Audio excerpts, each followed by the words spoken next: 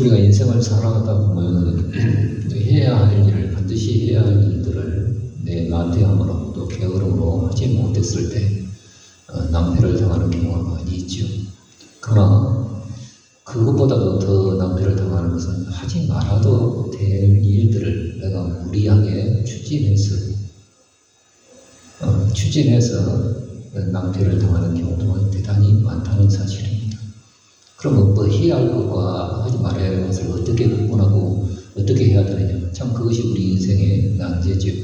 그러나 중요한 것은 우리가 정말 하나님의 일하심에 있어서 뭐로 가더라도 내가 응답만 되고 부자만 되면 되겠지 하면서 하나님을 끝까지 믿어드리지 못함으로 인해서 우리 인생 가운데 낭패를 당하는 경우도 대단히 많다는 사실입니다.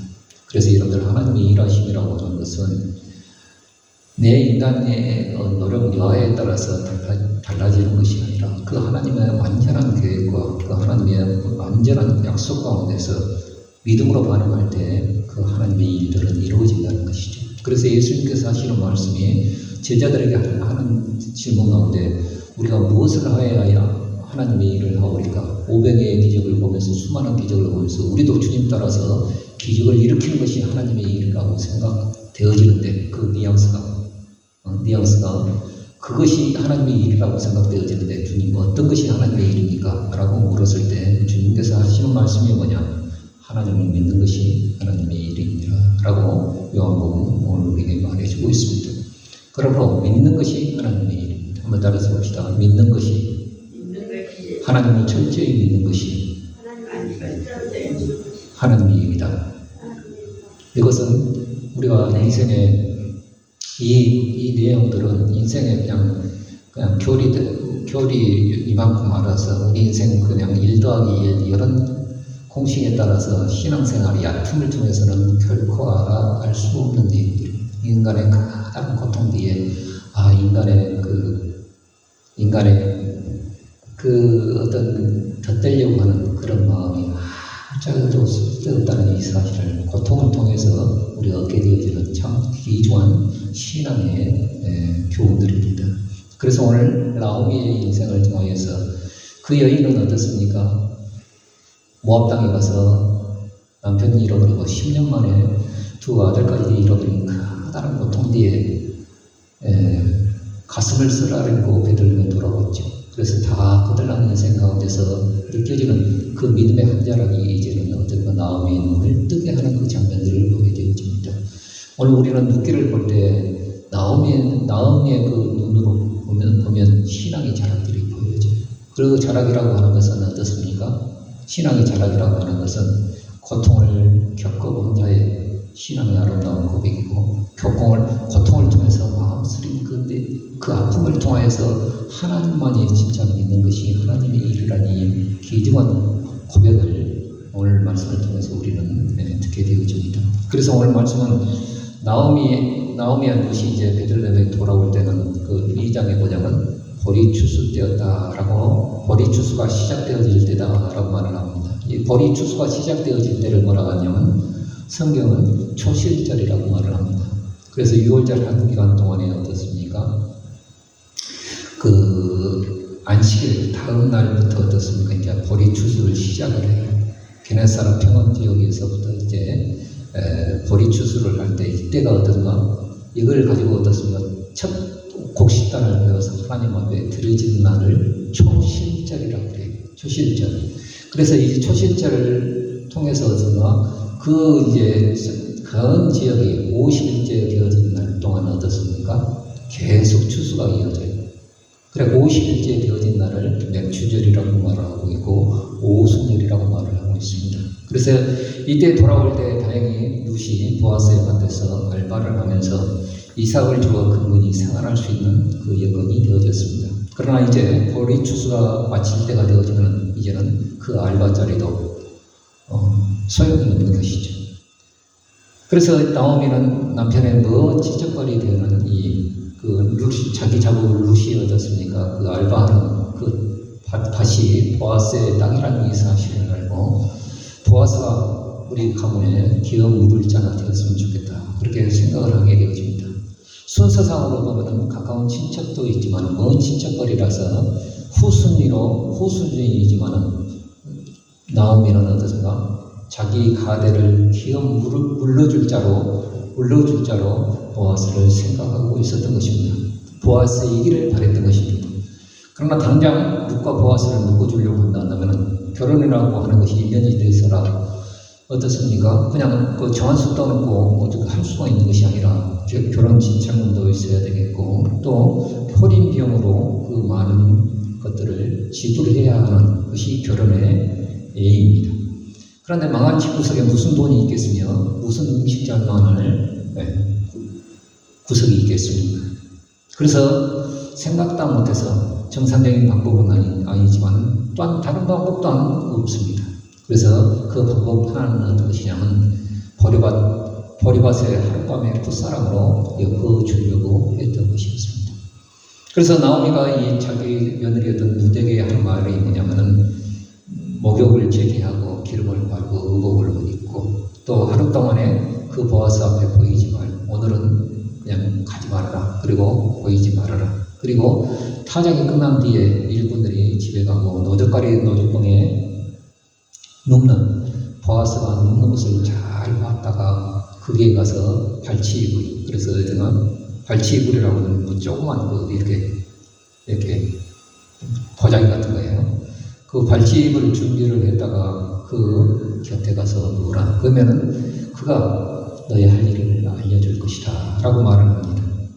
그래서 시어머니였던 나오미는 어떤 나쁜 뜻으로 이것을 말한 것이 아니라 선한 뜻이었습니다. 그래서 오늘 본문 3장 1절에 보자면 어떤 안식할 것을 구하여 복되게 해줘야 할 책임이 내가 있지 않겠느냐 라고 하면서 정상적인 방법은 아니지만 이런 방법을 통해서 그냥 보아스가 우리 가문의 기업 물자였고 룻도 어떻습니까? 안식할 곳을 찾게 해주는 것이 마땅한 시어머니의 어떤 책임이라 생각이 되어져서 그렇게 제안을 하게 되어집니다. 다행히 룻이 어머니의 그 지극한 뜻을 알고 그렇게 순종하겠다고 말을 합니다.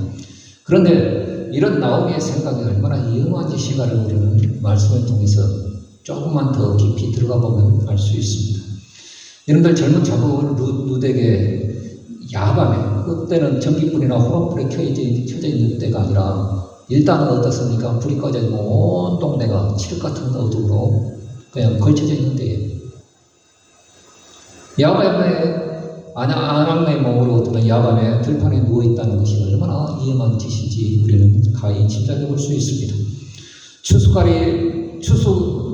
추석이라 어떻습니까? 추석이라 야생 정제수도 어떻습니까? 그 야밤에 칠흑 같은 어둠을 뚫고 이 노적봉 앞에 어떻습니까? 눈을 밝히고 들짐승도 기다리고 있을지도 모릅니다. 그리고 또한 어떻습니까? 추석이라도 어떻습니까? 그 추수의 고단함을 잊기 위해서 술 한잔 걸치고 문 난능대들이 술 한잔 걸치다가 어떻습니까? 그때는 어떤가 날씨가 지금 좋은 때, 이때예요, 이때. 우리나라로 말해서 5월달, 6월달 되어질 때가 이제 어떻습니까? 추석이에요. 그러니까 술 한잔 걸치고 어떻습니까? 야밤에 누워도 추위에 떨 일이 없어요. 그러니까 문 남동대가 어떤 추석에 그 고단한 추석에 어떤 술 한잔 걸치고 어떤 그냥 들판에 누워 있어도 아무런 추위가 없는 그런 데. 그러면 나란 데가 그렇게 누워 있다고 한다면 그 문 남동대가 덮친다고 한다면 어떻게 되겠습니까? 있는데 그런 위험한 위험의 모습들이 있는데 이렇게 제안을 하고 있다는 것입니다. 더군다나 보아스는 베들레헴에서 알아주는 유력자였습니다. 만약 그 어르신이 태자라도 놓는다고 한다면 뒷감당을 어떻게 할 것입니까? 그리고 소문이 퍼진다고 한다면 룻은 그 마을에서 매장되는 것뿐만 아니라 보아스도 그동안 지켜왔던 명예와 그 모든 명성에 먹칠이 될 수도 있는 내용들이었습니다. 그렇게 해서 기업을 물을 자가 되어진다고 한다 해도 안악들의 그 베들레헴의 에보라스의 어떻습니까? 안악들의 입방아되는 소리에 편했을까요? 그 입방아 소리로 우리는 성경에는 나와 있지는 않습니다만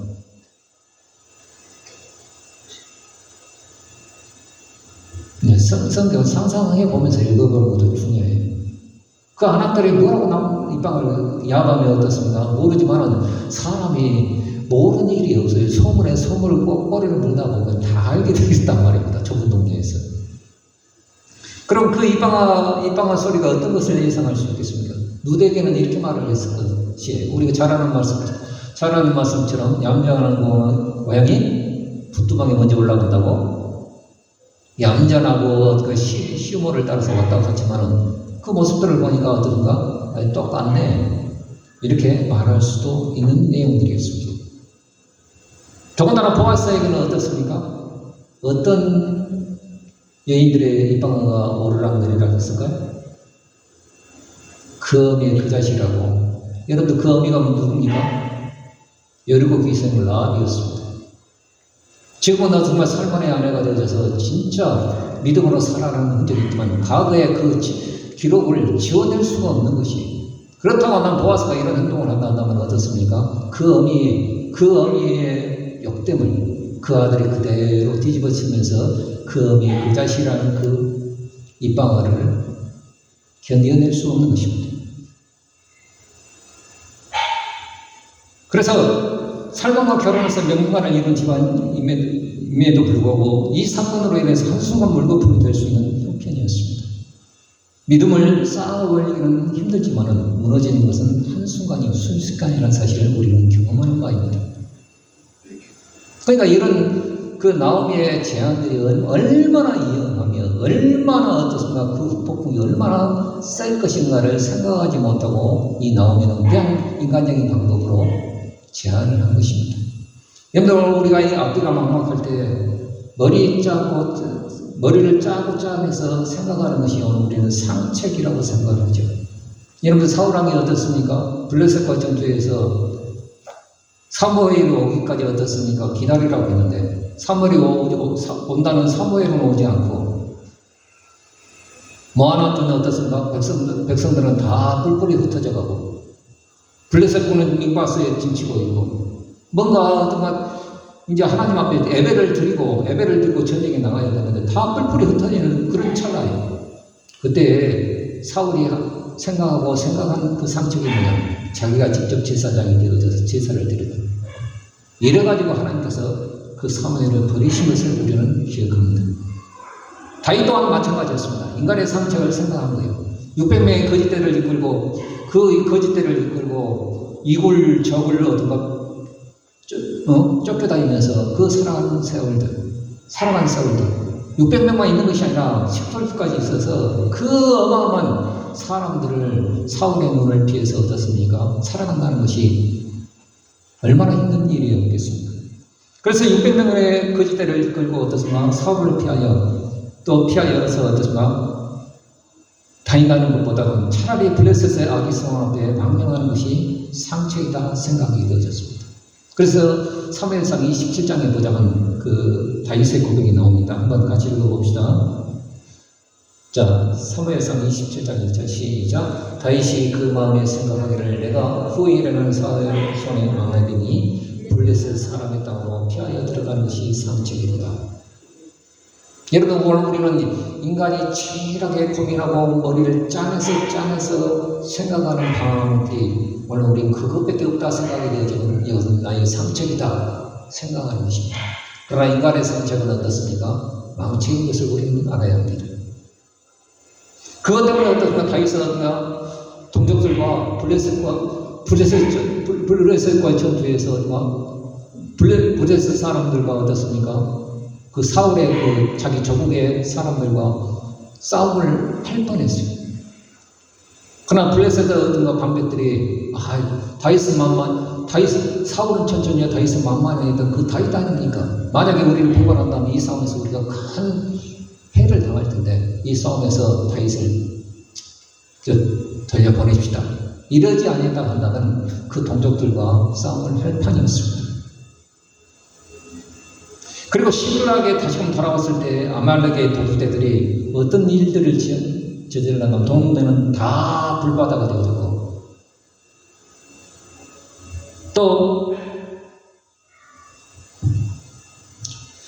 처자들은 어떻습니까? 자기 자기들의 아내와 그 눈에 넣어도 아깝지 않은 그 자식들은 그냥 아말렉의 그 도둑들에 의해서 포로로 잡혀갔다는 그 소식을 듣게 되어집니다.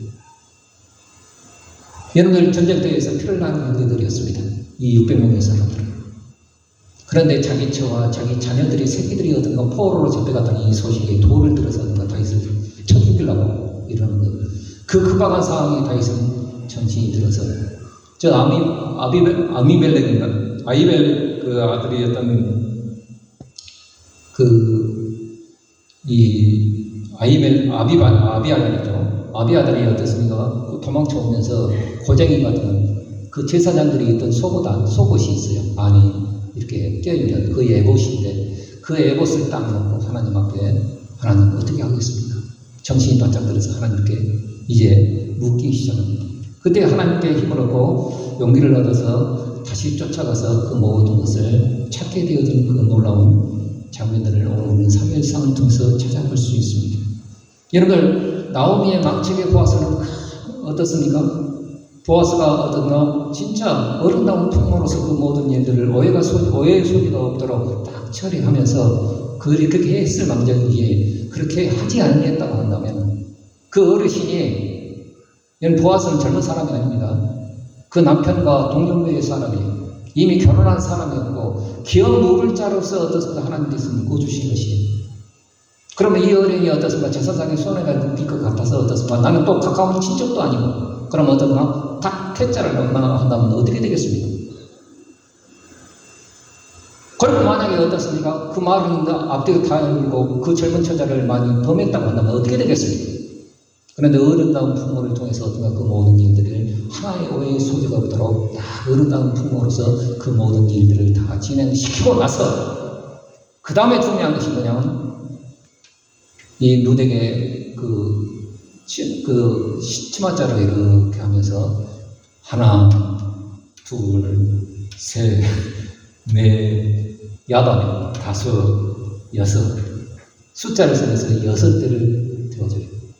6대인지 어떻게 알았겠습니까? 소리를 냈으니까 알았겠죠. 그 야반을 어떻게 다 보니까 6대라고 말을 하니까 숫자를 쓰니까 그래가지고 그걸 싸고 시모에 가서 아야 자우야 며느라가 어떻게 됐냐? 예, 이래 해서 장 어르신이 나를 정중하게 대해 주셨고 네가 하나님의 은혜 여호와의 날개 아래 품어온 그 모든 일들을 하나님께서 하시고 하나님께서 복 주시기를 원한다 말씀하셨고 특별히 그 어르신이 내게 볼이 6대를 되어 주더이다 이렇게 말을 한 겁니다. 여러분들 만약에 성경에서 말하는 이 내용들을 보면서 어떤가 6대라고 하면 6대 그냥 불쌍해서 죽는 겁다 이렇게 말할지 모르지만 히브리 사람들에게서 숫자는 굉장히 중요한 숫자입니다. 6이라고 하는 것은 불완전한 숫자예요. 인간의 숫자예요. 또 여기에 더 큰 의미를 말해본다면 하나를 더하면 어떻게 됩니까? 7이라는 완전 숫자입니다. 그래서 보아스라는 이 어르신이 6대를 되어주는 것은 이제 이 모든 계약들을 기업물자로서 내가 그 일들을 다 책임을 다하겠다. 가까운 일천 친척이 있으니 먼저 그에게 묻고 그가 물으면 내가 이 일들을 하겠다 하면서 약조하면서 6대를 되어주는 겁니다. 이래서 어떤 나오미가 딱 그것을 보면서 이방 여인이었던 무슨 이 의미를 알지 못했지만은 무슨 그 나오미는 정확히 알았던 것입니다. 하나를 더해서 그것을 완성하시겠다는 어르신의 약속이다 라는 것을 이제 직감하게 되어집니다. 여러분들 그 나오미의 하나를 반드시 채운다는 의미를 나오미는 이제 그 6대를 6이라는 숫자를 통해서 깨닫게 되어진다는 것입니다. 내 고통과 눈물과 한숨과 혼란과 궁핍을 우리 주님은 알고 계실까요? 모르고 계실까요? 내가 마음 애달하고 어떻습니까? 진짜 어쩔 수 없는 우리의 삶의 그 고통 가운데 눈물을 흘리고 속 눈물을 흘리면서 하나님 앞에 나아갈 때 우리 주님은 야, 더 기도해. 나 모르겠다. 이러실까요?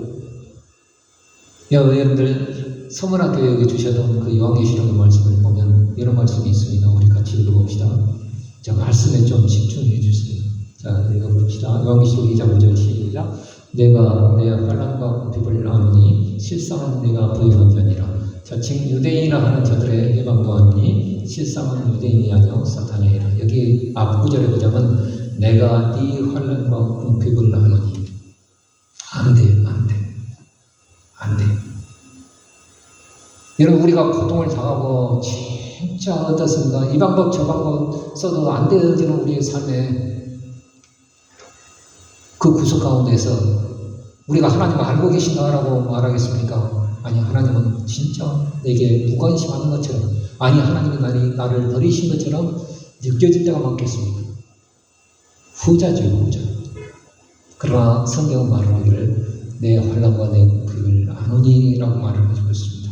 그래서 또 어떻습니까? 평소 시어머니를 섬기면서 젊은 인꽃들을 쫓지 않고 부지런히 그 이삭 죽기를 한 그 모습, 성실한 모습을 보여주게 되어집니다. 그래서 시모에게 베푼 인애가 처음보다 나중에 더했다라고 보아스가 말한 것을 보면 굉장히 성실하게 그 일들을 했음을 보게 되어집니다. 그래서 보아스가 말했던 것처럼 그 모든 백성들이 당할 정도로 그 일들을 했음을 보게 되어집니다. 여러분들 오늘 우리가 하나님 앞에 하나님의 약속하신 것이 분명하다 할지라도 우리의 인간의 도리와 우리의 책임과 우리의 성실함과 우리가 믿음으로 살아가는 그 흔적들을 우리 하나님께서는 결코 무시하지 않으신다는 것이죠. 그래서 결론적으로 말씀을 마치겠습니다. 자, 문장 뜨세요. 문장 뜨. 자, 결론으로 말씀을 마치겠습니다. 하나님의 은혜는 하나님께서 일하십니다.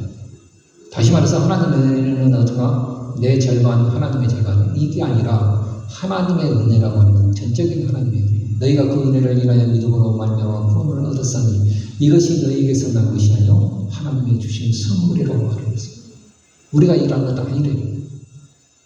여기에 인간이 덧댈 것이, 보탤 것이 없다는 거예요. 그럼에도 불구하고 우리는 뭔가를 해야 할 것 같은 그런 중압감이 느껴지고, 뭐라도 해야 직성이 풀릴 것 같고, 뭐라도 해야 내 인생의 문제가 해결될 것처럼 아둥바둥하는 것이 우리 인간의 현실입니다.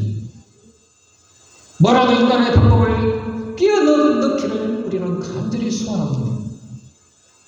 뭐로 가더라도 일만 잘 되고 문제만 해결되어지면 될 것 아닌가 라고 생각할지 모르겠습니다. 여기에 우리 신앙의 함정이 있습니다. 하나님의 일하심은 성경을 볼 때에 그 동기와 그 과정과 그 결과까지라도 하나님의 방법이어야 한다는 사실입니다. 나오미는 고독자락에 6대를 데워온 그 보리를 보면서 깨닫습니다. 이 노인네가 그 이상 딱 깨지는 거예요. 그 전에는 어떻습니까? 여러분, 나오미란 이 여인은 어떤가? 끝까지 자기의 어떤 인간적인 생각들을 버리지 않은 완악한 여인이었어요.